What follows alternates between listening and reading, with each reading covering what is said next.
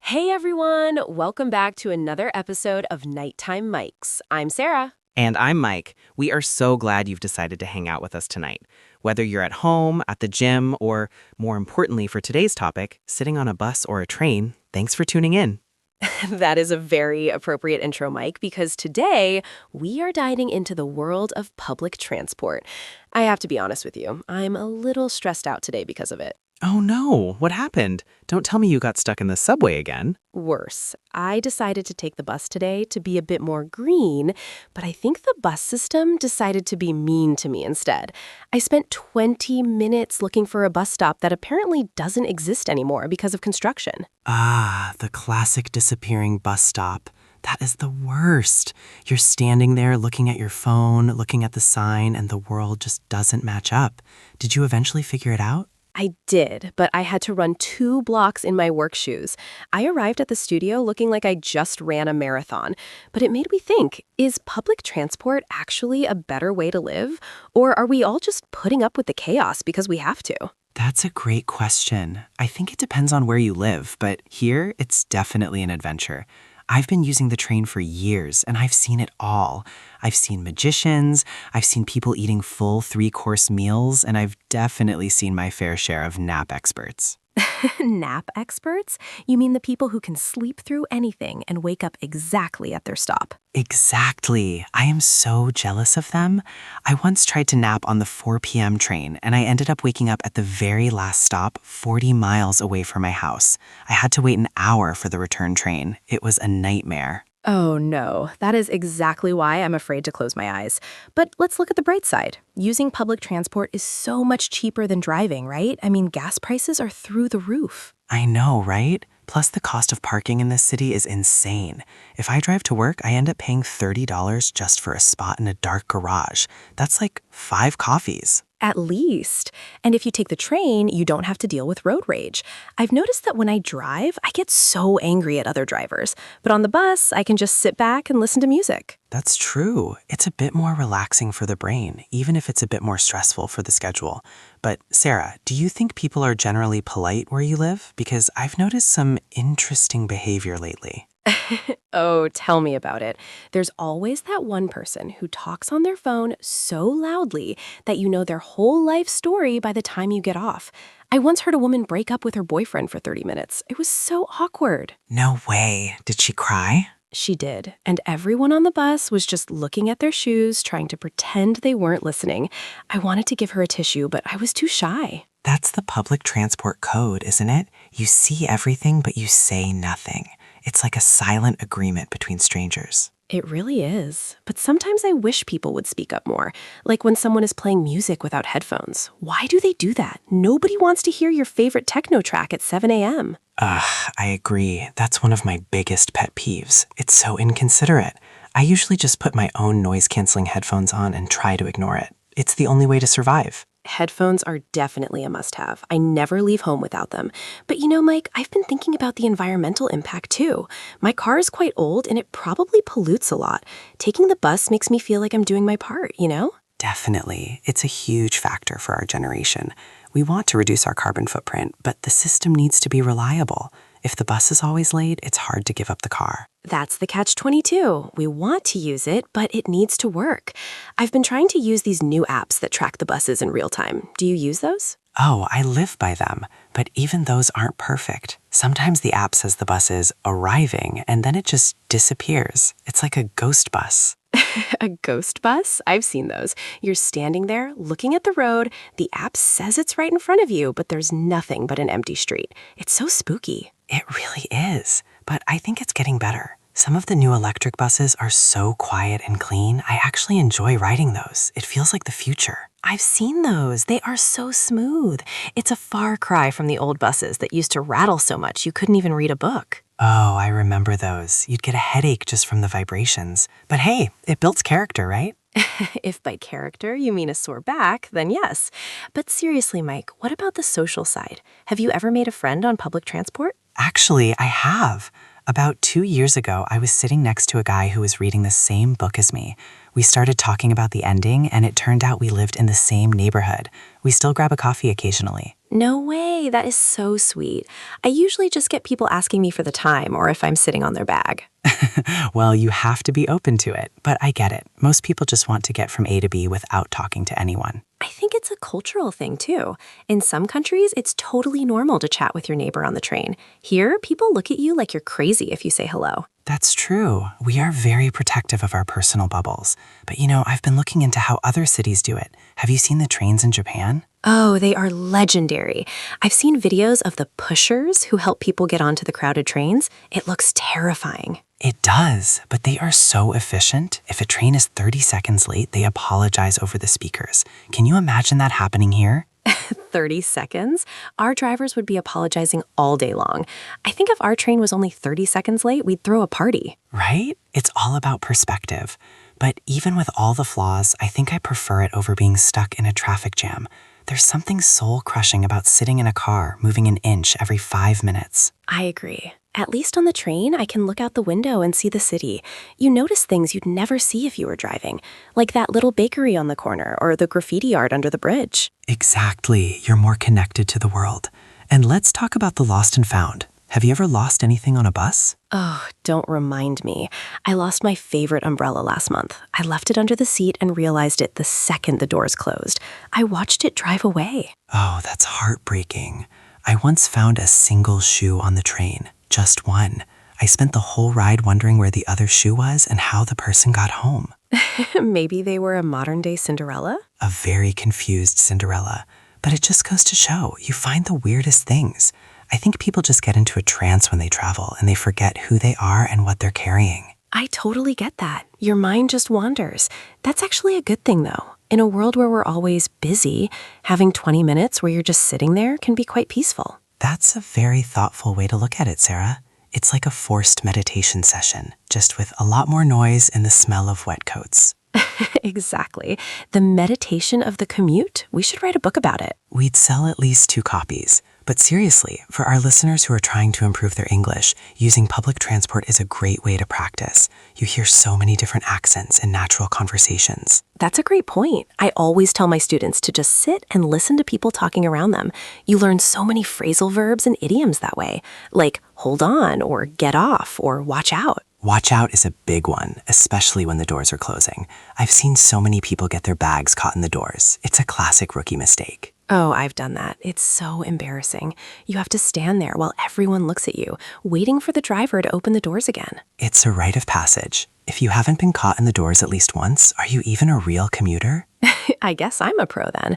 But Mike, what about the safety aspect? I know some people are a bit nervous about taking the bus late at night. That's a valid concern. I think it's important to stay aware of your surroundings. I usually sit near the driver if it's late or in the carriage with the most people.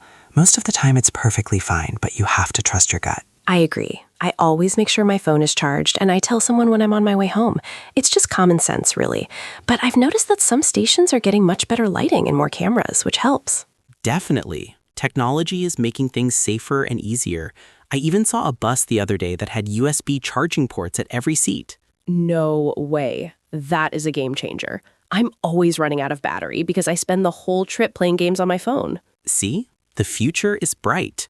Even if the bus is 10 minutes late, at least your phone won't die. Priorities, Mike. Priorities. But another thing I've noticed is how different the vibe is depending on the time of day.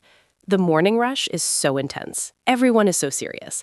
But the evening ride home is much more relaxed. Oh, totally. In the morning, it's all coffee and laptops. In the evening, you see people chatting, maybe even laughing. It's like the whole city exhales at once. That's a lovely image. I think I prefer the evening ride. Even if I'm tired, there's a sense of we made it through the day. Exactly. We're all in the same boat, or bus, I should say. It's a shared human experience, and I think that's why I keep coming back to it, despite the delays and the occasional smelly sandwich situation. The smelly sandwiches. Why do people think it's okay to eat tuna on a crowded bus? I have no idea. There should be a law against it. Anything with a strong smell should be banned. Let's keep it to granola bars and apples, folks. I agree. Or at least wait until you get home. It's only 20 minutes. You won't starve.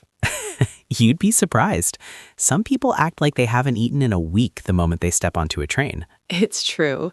But hey, it's all part of the charm. If it were perfect, it wouldn't be public transport. It would be a private limo. And where's the fun in that? Exactly. You wouldn't have any stories to tell. And that's what makes life interesting, right? Absolutely.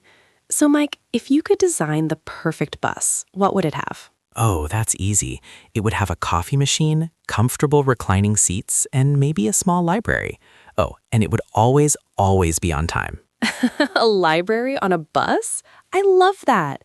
I'd never want to get off. I just keep riding in circles until I finish my book. We can dream, Sarah. We can dream. But for now, I'll settle for a bus that actually shows up when the app says it will. I think that's a fair request. I'm going to hold out hope for that library bus, though. Maybe I'll start a petition. You know, talking about this library bus idea, it makes me think about how much time we actually spend commuting. If you spend an hour a day on public transport, that's 5 hours a week. That's a lot of time. It really adds up. Over a year, that's hundreds of hours. That's why it's so important to figure out how to use that time well. I've started learning a new language on my commute. Oh, really? Which one? I'm trying to learn Spanish. I use an app and I practice my vocabulary while I'm walking to the station. Sometimes I say the words out loud without realizing it, and people give me some very strange looks. I can imagine. Hola, ¿dónde está la biblioteca? In the middle of a crowd. Exactly. But hey, it works. I've learned so many new words just between my house and the office. It makes the time go by much faster. That's a great way to stay productive. I usually just use the time to decompress. I try not to look at my work emails until I actually sit down at my desk. The train ride is my me time. I think that's very healthy. We're so connected all the time, it's nice to just have a gap between home life and work life. Definitely. But I have to ask, have you ever had a commuter crush? You know, someone you see every day on the same train but never actually talk to? Oh, for sure. There was this girl who used to get on at 8:15 every morning. She always had the coolest shoes and was always reading a classic novel. I never said a word to her, but in my head, we were best friends. I knew it. Everyone has one. I used to see this guy who looked exactly like a movie star. I'd always try to sit in the same carriage as him, but he never even looked up from his newspaper. It's funny how we create these little lives for the people we see every day. We don't know their names, but we know their routines. We know what time they get on, what they like to read, and even if they prefer coffee or tea. It's a very strange kind of intimacy, isn't it? You're sharing a physical space with someone every day, but you're complete strangers. It really is. It's one of those unique things about living in a city. You're surrounded by people, but you're also very much in your own world. But you know, it can also be a bit lonely sometimes, especially when the train is empty late at night and you're just sitting there staring at your reflection in the window. I get that. It's a bit melancholic. But then a group of friends gets on, laughing and talking, and the mood changes instantly. It's like the energy of the city is constantly shifting. That's true. It's very dynamic. And I think that's why I like the bus more than the subway sometimes. You can actually see the city changing as you move through it. You see the neighborhoods change, the shops change. It's like a moving tour. I agree. The subway is faster, but the bus is much more interesting. Plus, you get to see the real city, not just the underground tunnels. Although the traffic can be a nightmare. I remember one time it took me 2 hours to get home because there was a parade blocking the main road. I could have walked faster. Oh, the parade trap. That happened to me during the holidays. I was stuck on a bus for 45 minutes and we only moved 1 block. I eventually just asked the driver to let me out and I walked the rest of the way. That's the beauty of being on a bus. You can usually just hop off if things get too slow. On a train, you're stuck until the next station. Very true. There's no emergency exit into the tunnel. Well, there is, but I wouldn't recommend using it. Definitely not. But Mike, let's talk about the cost again. Do you think public transport should be free? Some cities in Europe are starting to do that. Wow, that would be amazing. I think it would encourage so many more people to leave their cars at home. It would solve so many traffic and pollution problems. But I guess the money has to come from somewhere, probably taxes. Right, it's a trade-off. But if it means cleaner air and less stress, maybe it's worth it. I'd happily pay a bit more in tax if I knew I could just hop on any bus or train for free. I agree. It would make the city so much more accessible for everyone, especially for people with lower incomes. It's all about mobility, right? The more people can move around, the better the economy works. Exactly. It's a social service, not just a business. I think we often forget that. But hey, until it's free, I'll keep tapping my card and complaining about the price. As is our right as citizens. But you know, I've been thinking about the etiquette of giving up your seat. Have you ever had a situation where you weren't sure if you should offer your seat to someone? Oh, all the time. It's so tricky. You don't want to offend someone by suggesting they look old or tired, but you also want to be polite. I usually just stand up and walk away from the seat so it's available without me having to say anything. That is a genius move. I'm going to steal that. It avoids all the awkwardness. Because I've definitely offered my seat to a woman I thought was pregnant and she was just not. Oh no, Mike, that is the ultimate nightmare. What did you do? I just wanted the earth to swallow me up. I just said, oh, I'm getting off at the next stop anyway, and I stood by the door for the next 20 minutes, even though it wasn't my stop. You really have a talent for running away from awkward situations. It's my superpower. But seriously, it's hard to know what the right thing to do is sometimes. I think as long as you're trying to be kind, that's what matters. I agree. Most people appreciate the gesture, even if they don't take the seat. It's just about being aware of others. Exactly. And that's what makes public transport work. If everyone is just a little bit more patient and a little bit more kind, the whole experience is so much better. Well said. So, Mike, what's your final verdict? If you could only choose one, car or public transport, which would it be? That's tough. If I'm in a hurry or I have a lot of groceries, I want my car. But for my daily life, I think I'd choose public transport. I like the stories, I like the found time, and I like not having to worry about parking. I think I'm with you. It has its flaws, but it has so much more soul than driving. It connects us to the city in a way that nothing else does. Perfectly put. And for all our listeners out there, we want to know, what's your favorite thing about using public transport? Or your biggest fail? Yes, send us your stories. We might even read some of them on the next episode. I'm sure you guys have some stories that will make Mike's pregnant woman mistake look like nothing. Hey, I'm still recovering from that, okay? I know. I'll be nice. But seriously, it's been so great talking about this. It's made me feel a lot better about my bus struggle this morning. Me too. It reminds me that we're all in this together. No matter how crowded the bus is or how late the train is, we're all just trying to get home. Exactly. And that's a pretty nice thought to end on. It really is. Well, I think that's all the time we have for today. Thank you so much for joining us on Nighttime Mics. Yes, thank you all. It's been a pleasure as always. Don't forget to follow us on social media and subscribe to the channel so you never miss an episode. And if you're on the train right now, make sure you don't miss your stop. We don't want you ending up 40 miles away like I did. Good advice, Mike. Take care, everyone. Happy travels. Bye. Bye. You know, Mike, as we're walking out, I just realized I actually did leave my umbrella at the studio. I don't even have it with me to lose on the bus. Well, look at the bright side. At least you won't have the heartbreak of watching it drive away this time. That's true. Small victories, right? Small victories are the best kind. Anyway, let's go grab that coffee before we head to the station. My treat. Now you're talking. I think I've earned a latte after today's adventure. Absolutely. And hey, maybe we'll see that magician on the way home. I could use a little magic today. That would be something. The magician of the 5:30 Express. I'd definitely pay for that ticket. Come on, let's go. Lead the way, Mike. All right, let's go. And everyone, stay safe out there. See you next time. Bye.